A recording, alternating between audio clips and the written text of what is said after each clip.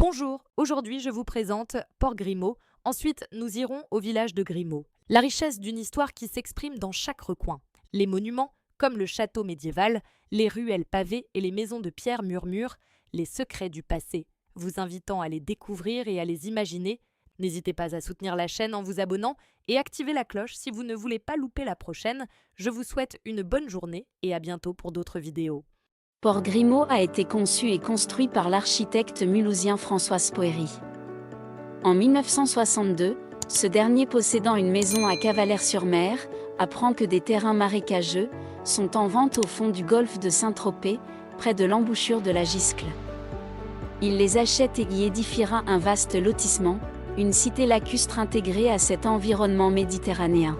À une époque où la conservation de la nature est une préoccupation moindre qu'aujourd'hui, disparaissaient ainsi les premiers pans d'une immense zone humide existant encore le long de la Giscle, qui était jusqu'alors considérée comme peu salubre.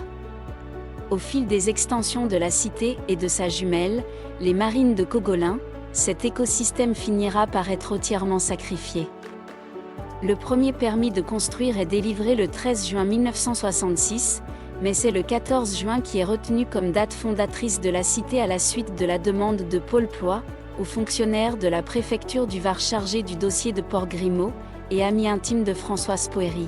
Il tenait à célébrer la naissance de son fils né ce jour-là. La première place, construite dans la cité, baptisée « Place du 14 juin », commémore ces deux événements. L'obtention du permis de construire fut néanmoins freinée quelque temps pour des raisons administratives. Le projet prévoyait la démolition de 2 silos à sable qui, bien qu'étant abandonnés, servaient d'amère pour les marins. Le projet de construction de l'église Saint-François d'Assise, qui devait être facilement visible depuis le large, finit par convaincre l'administration maritime. C'est ainsi qu'est né un village lacustre, avec son église, ses commerces et ses services, dont un bureau de poste, constitué de maisons et desservi à la fois par un accès terrestre et par un quai, où peuvent être amarrés les bateaux. Sa construction prolongera en plusieurs tranches successives jusque dans les années 2000. Histoire. Grimaud a pour origine le castrum de Grimaldo mentionné depuis le XIe siècle. Le village a évolué, descendant de son piton rocheux jusqu'au XIVe siècle. Ensuite, au XIVe siècle, le village s'est recentré sur le haut de la colline, se protégeant derrière le rempart actuel. Moyen Âge.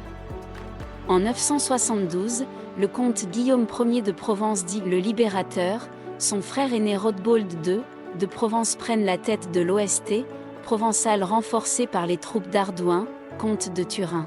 Il traque les morts depuis le Fresnay et les écrase à la bataille de Tourtour, et les chasse de Provence après 90 années d'occupation. Certaines familles restent sur place et se convertissent au christianisme. XIIe siècle et XIIIe siècle. Construction de l'église Saint-Michel en granit et calcaire. La plus ancienne église encore utilisée dans l'actuelle communauté de communes, autrefois le Fresnay. XIVe siècle. Tout comme les autres villages du territoire, Grimaud subit la peste et le brigandage. Une partie de la population disparaît, le village se regroupe en haut de la colline du château. Et pour se protéger, construisent dans la seconde moitié du XIVe siècle, le rempart qui existe encore aujourd'hui.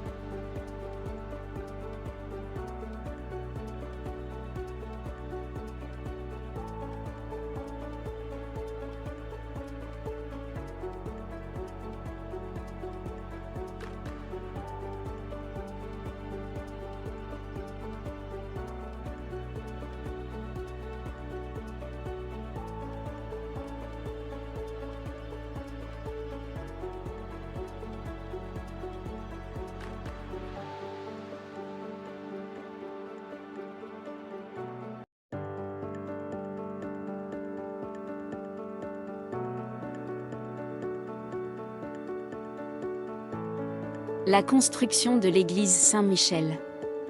Dès le XIe siècle, le village de Grimaud possède une modeste église Saint-Michel, dont nous ignorons l'aspect et l'emplacement. Elle fut remplacée par cette belle église de style roman provençal.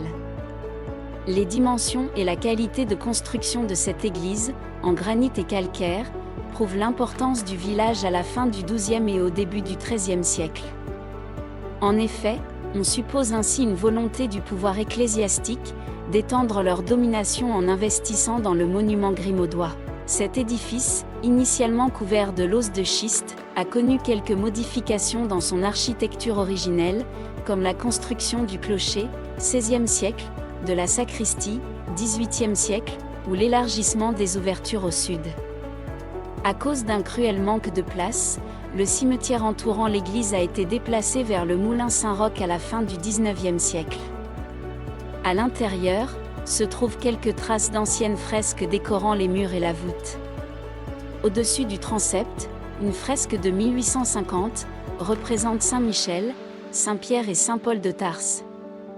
Les vitraux en verre et résine ont été réalisés par le bijoutier Jacques Gauthier, en 1975. Un orgue fut installé en 2015 par l'atelier Pascal Coirin, le clocher a été restauré en 2018, la cloche principale en 2021 et la plus petite cloche en 2024. Ces deux cloches ne sont pas d'origine et datent du XVIIIe siècle. Anecdote. En haut à gauche, sur la façade principale, nous pouvons observer une fenêtre qui est désormais bouchée. Il est supposé qu'un escalier intérieur devait passer à ce niveau et menait au précédent clocher.